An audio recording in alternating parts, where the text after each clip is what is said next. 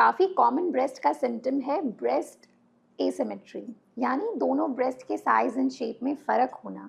काफ़ी मरीज़ हमारे पास ओपीडी में इस कंप्लेन के साथ आते हैं। तो हम आज के वीडियो में ब्रेस्ट एसिमेट्री के बारे में ही डिस्कस करेंगे कि ये क्यों होता है और इससे हम कैसे इसको हम ट्रीट कर सकते हैं।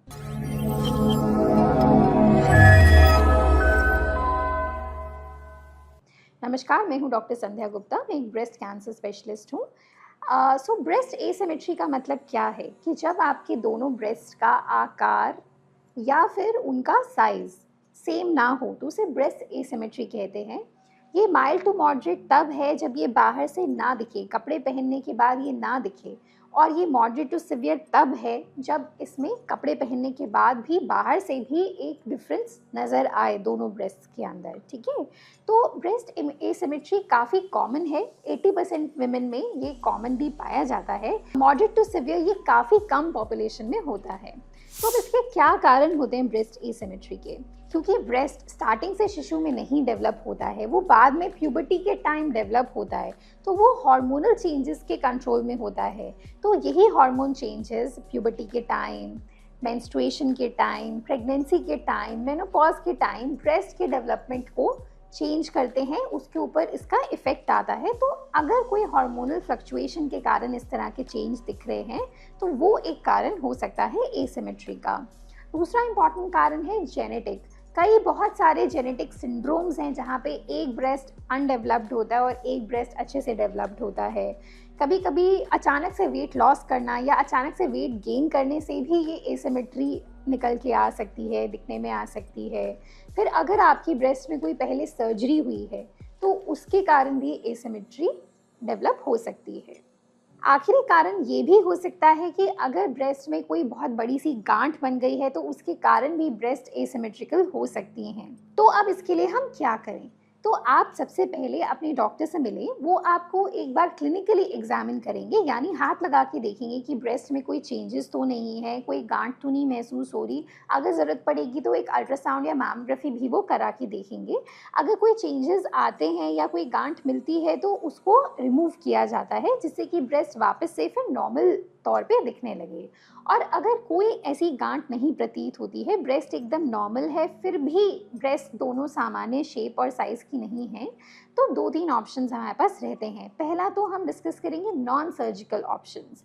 तो अगर माइल्ड टू मॉडरेट डिफरेंस है तो आप ऐसे वाले ब्रास पहने जिसके अंदर पॉकेट्स होते हैं, जिसके अंदर आप पैडिंग इंसर्ट करते हैं। तो जो ब्रेस्ट आपका छोटा है उसमें आप पैडिंग यूज़ करें, और जो ब्रेस्ट आपका नॉर्मल साइज़ का उसमें आप कोई पैडिंग ना यूज़ करें। और अगर ये difference moderate to severe category का है तो ऑब्वियसली सिर्फ पैडिंग से मदद नहीं मिलेगी। तो आपको जो छोटा ब्रेस्ट है उस तरफ एक एक्सटर्नल प्रोस्थेसिस लगाना पड़ेगा, यानी एक प्रोस्थेसिस आपको ब्रेस्ट और अपनी ब्रा के बीच में रखना पड़ेगा, जिससे कि बाहर से दोनों ब्रेस्ट सामान्य शेप की प्रतीत हों। और अगर आपको सर्जिकल करेक्शन की तरफ जाना है, अगर आपको लगता है नॉन सर्जिकल करेक्शन से आपका कॉस्मेटिक सेटिस्फैक्शन आपको नहीं मिलता है and you want a surgical correction, तो हम इसमें बहुत सारे ऑप्शंस होते हैं। सो सबसे सिंपल हम शुरू करते हैं माइल्ड टू मॉडरेट में। अगर माइल्ड टू मॉडरेट ही डिफरेंस है तो हम बाकी शरीर के किसी एरिया से फैट को हार्वेस्ट करके आपके छोटे वाली ब्रेस्ट के अंदर डाल सकते हैं, जिससे कि उसका साइज़ दूसरे ब्रेस्ट के अकॉर्डिंगली सिमिलर हो जाए। और अगर ये डिफरेंस मॉडरेट टू सिवियर है तो उसमें 2-3 ऑप्शंस होते हैं। पहला तो जो छोटा ब्रेस्ट है उसमें हम एक इम्प्लांट डाल सकते हैं, या हम दोनों ब्रेस्ट में इम्प्लांट डाल सकते हैं अलग अलग साइजेस के, और दोनों को हम सेम साइज़ का कर सकते हैं।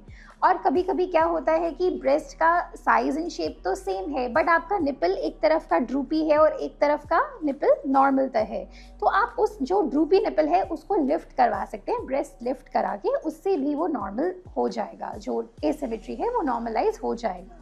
एंड फाइनली अगर आपको लग रहा है कि बहुत ज़्यादा एसिमेट्री है या एक ब्रेस्ट बहुत ज़्यादा ही बड़ा है, एक ब्रेस्ट थोड़ा ही बड़ा है, तो आप जो बहुत ज़्यादा बड़ा ब्रेस्ट है उसको आप रिड्यूस भी करा सकते हैं, उसका रिडक्शन भी करा सकते हैं।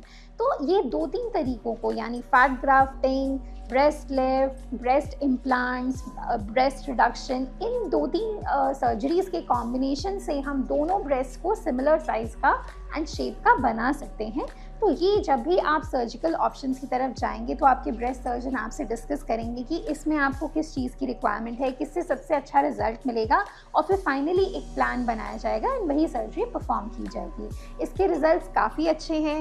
रिकवरी के लिए हमने और वीडियोस बनाए हैं, ब्रेस्ट ऑगमेंटेशन के बाद रिकवरी, ब्रेस्ट रिडक्शन के बाद रिकवरी, आप वो वीडियोस देख सकते हैं। एंड रिजल्ट्स काफ़ी लॉन्ग टर्म रहते हैं एंड काफ़ी कॉस्मेटिकली सेटिस्फाइंग रिजल्ट्स रहते हैं। तो इसी तरह के और वीडियोस को जानने के लिए आप हमारे चैनल को सब्सक्राइब करें। Thank you.